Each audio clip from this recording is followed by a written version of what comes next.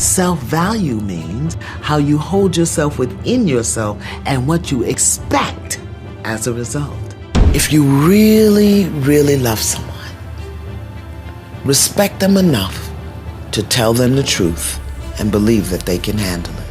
I accept that people won't like me, they will not agree with me, and they may not choose to see me as any other way than the way they hold in their mind. That is not my issue. That is a personal issue. Top 10, I got a top 10. Got my motivation high for my top 10. Gotta learn from the wise women and men. All my life, like 9 and 9. For my top 10, top 10, 9 and 9. This one's for my top 10. Need motivation? Watch a top 10 with Believe Nation. Hey, it's Evan Carmichael, and this channel was created to help you overcome the #1 challenge that is holding you back, a lack of belief in yourself. You watch these videos because you know there's something more inside you too. You have Michael Jordan level talent at something. So get ready to know your worth, make things practical, and tell the truth with Iyanla Vanzant and my take on her top 10 rules of success to give you the confidence, motivation, and belief that you need. Enjoy. Okay, let's kick it off with rule number 1. Know your worth. When we think we are unworthy, it means that for some reason we believe that we have to prove we have a right to our space on the planet, in life, as we are, being who we are. And that means that we will do all manner of wonderfulness to prove we deserve to be here. And usually, some of the common things are we overcommit, overgive, we overdo, we over-excuse, we overcompensate, and we stay in difficult, desperate, hurtful, harmful situations much longer than it is wise or productive to do so. Worth. What it is that you expect from the world in response to who you are is very different from value. Self-value means how you hold yourself within yourself and what you expect as a result. Now, in order to get to the worth, if you're not holding yourself within yourself as worthy, then what you expect from the world is surely gonna hurt you. Rule number 2, make things personal and practical. I recently spoke to a man who was about to abandon his path of spiritual study because he couldn't seem to align himself with the laws of life. In essence, he couldn't make the law work for him. He had done all of the right things and he had said all of the right affirmations. He was praying and meditating and listening. Still, his life was a mess. Surely he thought that I can't be on the right path. And that happens to many of us. We do something for a certain amount of time and we have an expectation that there's a reward, and when we don't get it, we think we've done the right thing. Perhaps he thought he should return to the spiritual tradition of his family. Listening to him, I said, been there, done that. I knew exactly how he was feeling.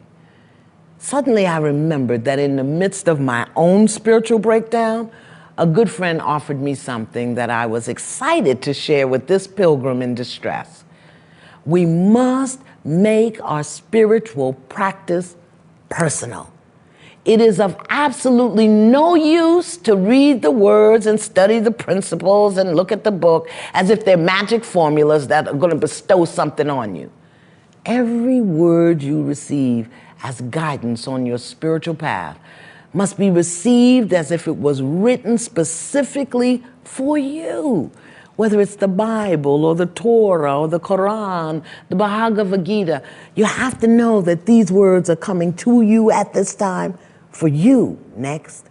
You must make all of your spiritual practices and insights practical. You do not need wings and feathers. You need to walk on earth. Be heavenly bound, but be good on earth. You must hear and receive spiritual teachings in a manner that addresses right where you are, just as you are right now. It is so tempting to think that you've got to wait for something in you or around you to be different before you can apply what you're learning and studying. A better way to interpret what you receive when you read or when you study is to put it in the first person, make it an I frame of reference by applying it to something that's going on in your life right now. Next, you must believe that the answer to your prayer is possible, whether you've been praying it for 15 days or weeks or months, or if you prayed it this morning. Because the minute you entertain the thought, just one thought, that everyone's prayer can be answered but yours, the possibility for your prayer to be answered goes right out the window. All things are possible to those who believe. So make your belief and the things you believe in personal and practical, and know that they are possible. Rule number 3, tell the truth. If you really, really love someone, respect them enough to tell them the truth and believe that they can handle it.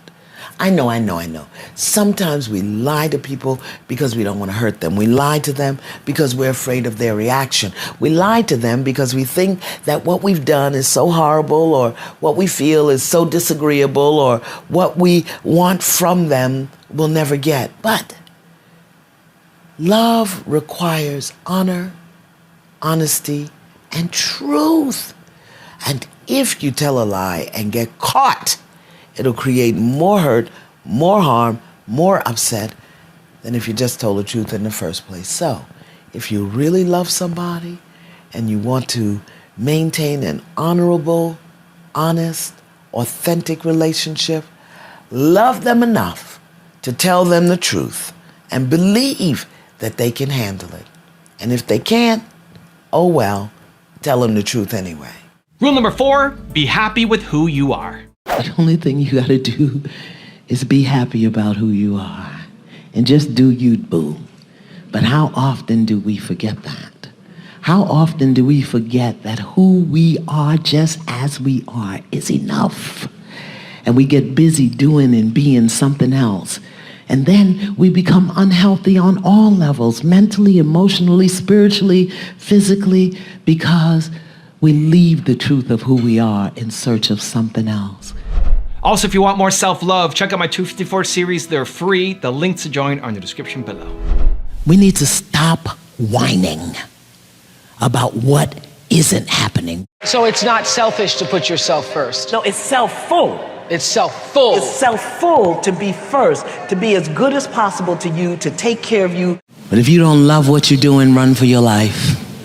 Rule number 5, stand up for yourself. In order to take the next step to where you want to be, you've got to be willing to take a stand for yourself, within yourself. Speak up for yourself. Ask for the things that you want. And be willing. Be willing for some people to say no. Everybody's not going to say no. You know, people's job is not to make you happy. I know that would be wonderful if this were Iyanlaville and all of you were Iyanlaites, and I could just be happy, you know? So, but that's not it. So you've got to be willing to do that. Take that next step towards standing up for yourself. So those things that are unconscious and habitual will begin to fade away. You've got to challenge them. Rule number 6, choose to duck. It is amazing to me how many people believe that they must respond to anything and everything that seems to be going on. They measure their personal growth and spiritual prowessness by the number of adverse conditions they've been able to live through and with. Some people even consider it a measure of their faith and trust in good and God when they struggle and suffer, waiting for something better to befall them. Can you imagine that people actually believe that if they can live through and forgive the most dastardly deeds of others, that they will somehow be rewarded with a major outpouring of peace and enlightenment? Well, this may be one path, but I want to tell you about a shortcut. Duck! I personally have learned how to duck behind God when the crazy starts flying. There are some experiences I no longer choose to have. I accept that people won't like me, they will not agree with me, and they may not choose to see me as any other way than the way they hold in their mind. That is not my issue. That is a personal issue. You know, maybe we do have karma. You know, things that we have to work out between ourselves and the people that show up in our lives. Well, listen, I reserve the right to choose how I'm going to participate, and I choose to duck. Some people just want to fight. They expect a fight, they look for a fight, and if there's no fight around, they will pick a fight. They want to argue and be upset, and I no longer consider it a necessity to stand with them or for them in the midst of conflama. That's conflict laced with drama. When family and friends know that you have a spiritual outlook, they want to include you in their problem solving. And we train people to come to us by always knowing just what to say and just what to do and just what they should do. Just because we can handle it doesn't mean that we must handle it or that it's in our best interest to do so. Instead, we can choose to duck, dodge underdeveloped consciousness kindly. Rule number 7, serve yourself. The purpose is to serve. But you don't do that for the women, you do it for you. Okay? Let me just tell you all the truth. You don't serve for the other person. You do it for you. That's your purpose. The fact that they benefit is gravy on the potatoes. But standing in your purpose, that's the potatoes. So you don't do it for them, you do it for you. And that makes you uncomfortable to say, I'm serving for me. Didn't make Jesus uncomfortable. Didn't make Mother Teresa uncomfortable. Didn't make Buddha, Gandhi, Martin Luther King. Didn't make them uncomfortable because they were clear that that's what they were here to do. Now the way you serve may be providing support for women as they empower themselves. The minute you say, my purpose is to, you can't empower nobody. If I left you here for 24 hours with a bag of Lay's potato chips, how powerful would you be over that bag of Lay's? Because one of them obviously would jump out into your hand, and that hand would make it to your mouth, and you know you can't eat just one.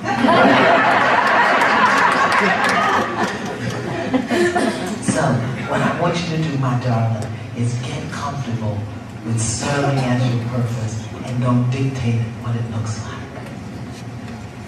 Your vision may be that you'll serve women by supporting them as they empower themselves. That may be your vision, but your purpose is serving. Take your control off it. Let God send you where He wants you to go. Might be women, because I said, well, I want to do women. Suppose that's not what God wants you to do. Rule number 8, be prepared to make people mad. If you really want to reach your greatest potential, if you want to see just how far you can go in life, if you've got a dream you've been holding on to in the back of your mind and now you're ready to risk everything for that dream, if you really want your life to move forward, you must be willing to make some people mad. Oh, people will get mad. Whenever you live beyond someone's opinion of you, oh, they're going to get mad. Whenever you begin to think more of yourself than people think of you, oh, they will get mad. Whenever you move into a place of being, in a way of being that other people around you are afraid to try on for themselves, they will get mad. And so what? They get mad. Their madness doesn't have to influence your life. You've got to be willing to live through the difficulty of upsetting people you care about, of people that you really thought were on your side, turning their back on you, and whatever. When you get there, those people that really need to be there will be there, and the others won't really matter. Rule number 9, don't pick up the trash. The players don't stop to pick up trash on the field. That's what we have to learn in taking the next steps in our healing. Don't stop to pick up trash on the field. Let me tell you what trash on the field is. Number one, stop reminding yourself of how badly you did in the past. Trash on the field. Trash on the field. It is not helpful to keep reminding you of how that didn't work unless you're looking at it for the value of the experience. Trash on the field? Yes. Number two, stop reminding yourself of what you haven't done. Just because you haven't done it doesn't mean you won't do it. But you gotta get focused on the end zone. Number three, make sure you know what ball game you playing before you start playing. Okay? Because sometimes we start playing the game and we don't even have a clue. Trash on the field. You'll be picking up trash on the field. You'll be thinking that you gotta do certain things, you're obligated to do certain things because you don't really know the rules of the game. There are 3 rules. Tell the truth,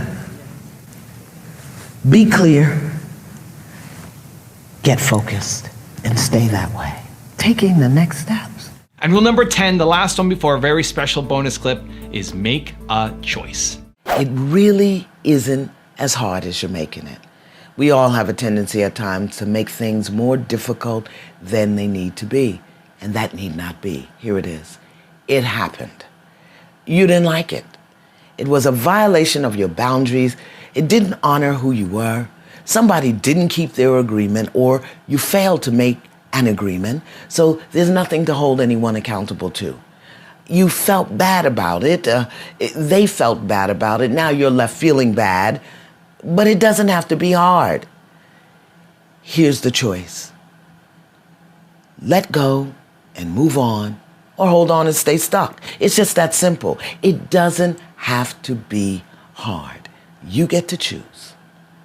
Let go and move on, or hold on and stay stuck. Now I have a special bonus clip from Iyanla on how to go for the home run that I think you're gonna enjoy. But before that, it's time for the 3-point landing questions. Let's go from just watching a video to taking action. Here we go. Question number 1, what's the choice that you need to make? Number 2, where do you need to stop picking up the trash? And number 3, how can you better serve yourself? And if you made it this far in the video, I wanna celebrate you. Give me a hashtag believe down in the comments as well. This is what I know. I know that in the baseball, with the little ball, that you have to hit it, and then you run to the bases, right? I know that, right? Isn't that just like life? Sometimes you have to really swing at something with your mind, with your heart, with your words, and then you gotta go get it. I like that, right? And I also know about that you don't win when you get to first base. You don't win. You can't have a party and go in, buy a new house and the Jag because you made it to first base, right? You got to get all the way around to all the other bases, and sometime on the way there, you'll meet with a foul, right? It ain't that people are out to get you, boo. It's just part of the game. But if you want to get to the home run, you got to get all the way around. So don't go spending your money and going into debt just because you got the first base. And life is like that, right?